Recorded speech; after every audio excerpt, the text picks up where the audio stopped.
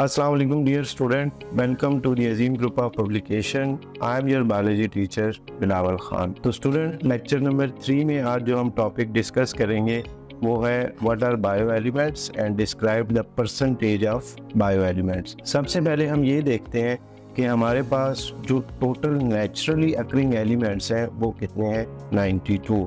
Out of these 92 16 are called bio element. तो bio element को हम कैसे डिफाइन करते हैं कि those element which make the life या those element which are found in living organism, these elements are called bio element. और जैसे कि हमने उनका नंबर डिस्क्राइब किया कि वो कितने हैं, these are 16 bio elements. Next हम इनको कैटेगराइज करते हैं, तो हम इनकी 3 कैटेगरीज बनाते हैं। Bio elements are classified into major elements, minor element and traces. Out of these 16, 6 जो है वो हमारे पास मेजर एंड माइनर है और 4 जो है वो हमारे पास ट्रेसेस एलिमेंट्स है।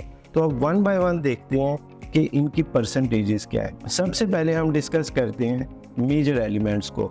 तो बेटे हमारी जो अजीम एकेडमी की बुक है उसमें प्रॉपर ग्राफ मेंशन है और उस ग्राफ को हम देखते हैं। अगर आप इस ग्राफ में देखें तो सबसे पहले जो आपको बार नज़र आ रहा है या जो आपको हाईएस्ट परसेंटेज नज़र आ रही है वो सबसे ज़्यादा किसकी नज़र आ रही है, ऑक्सीजन की, दैट इज़ 65%। उसके बाद है हमारे पास कार्बन, दैट इज़ 18%।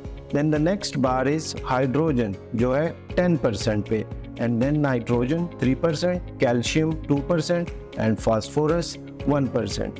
अब इसके लिए हम एक जो की बनाते हैं कि आप इसको इजीली मेमोराइज कर सकें, वो क्या है, can chop. Can Ca calcium and nitrogen and then chop means carbon, hydrogen, oxygen and phosphorus. तो ये जो 6 एलिमेंट्स है ये ह्यूमन बॉडी का 99% बनाते हैं, जबकि इनके ऑपोजिट जो माइनर और ट्रेसेस हैं वो सिर्फ और सिर्फ 1% बनाते हैं। अब देखते हैं कि माइनर एलिमेंट्स जो है वो हमारे पास कौन कौन से हैं और उनके परसेंटेज क्या है। तो माइनर एलिमेंट में सबसे पहले आता है potassium, that is 0.35%, then sulphur that is 0.25, and then sodium and chlorine जिनकी परसेंटेज जो है वो सेम है, दैट इज़ 0.15। उसके बाद है हमारे पास magnesium 0.05% and iron that is 0.004%। और यहाँ पे बेटे याद रखिएगा कि आयरन की परसेंटेज जो है ये एक बड़ा इंपॉर्टेंट MCQs भी है बोर्ड के हवाले से। देन हमारे पास है ट्रेसेस एलिमेंट्स। तो ट्रेसेस एलिमेंट्स के लिए जो हम की बनाते हैं that is zinc, ZIMC। Z से जिंक, I से आयोडीन, स्मॉल m से मैंगनीज और C से कॉपर। तो ये जो 10 एलिमेंट है ये आपस में मिलके ओनली 1% बनाते हैं ऑफ द ह्यूमन बॉडी, और बाकी जो 6 एलिमेंट हैं जो मेजर एलिमेंट है वो 99% बनाते हैं ऑफ द बॉडी। तो ये हमारे पास बायो एलिमेंट्स और उनके डिफरेंट परसेंटेजेस।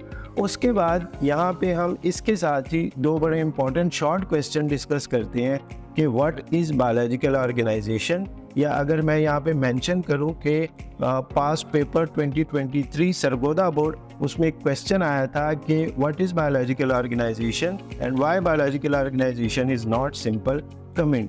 तो सबसे पहले हम डिफाइन करते हैं बायोलॉजिकल ऑर्गेनाइजेशन को। बायोलॉजिकल ऑर्गेनाइजेशन की डेफिनेशन क्या है, the study of living organism at different level is called biological organization. अब बायोलॉजिकल ऑर्गेनाइजेशन में हम क्या डिफाइन करते हैं कि डिफरेंट लेवल पे ह्यूमन ऑर्गेनिज्म को स्टडी करना क्या कहलाता है, बायोलॉजिकल ऑर्गेनाइजेशन। लिविंग ऑर्गेनिज्म में बहुत सारे केमिकल प्रोसेसेस हो रहे होते हैं, बहुत सारे केमिकल रिएक्शंस हो रहे होते हैं जो इंतहाई कम्प्लेक्स होते हैं, और इन्हीं कम्प्लेक्स रिएक्शन की बेस पे हम क्या करते हैं, लिविंग ऑर्गेनिज्म को डिफरेंशिएट करते हैं from non living thing. Point number 2 हम क्या बताते हैं, वो हम ये बताते हैं कि लिविंग ऑर्गेनिज्म में एक बिल्ट इन मैकेनिज्म है। एक बिल्ट इन मैकेनिज्म की बेस पे ही वो क्या करते हैं, वो रिस्पॉन्ड करते हैं टूवर्ड्स द एक्सटर्नल कंडीशन या इन्वायरमेंट, और उसी मैकेनिज्म के तहत वो क्या करते हैं, अपनी इंटरनल कंडीशन को मेंटेन करते हैं। तो इन 2 पॉइंट्स के बेस पे हम ये कहते हैं कि biological organization is not simple. Then the last question जो हम इस टॉपिक में एक्सप्लेन करते हैं वो है व्हाट इज प्रोटोप्लाज्म। प्रोटोप्लाज्म को बेटे हम कैसे डिफाइन करते हैं कि living organism contain a highly living substance और highly living complex structure that is called protoplast. तो यहाँ तक हमने क्या एक्सप्लेन किया है कि bio elements, their percentages, what is biological organization and what is protoplast. तो उम्मीद करता हूँ कि आपको ये टॉपिक क्लियर हो चुका होगा।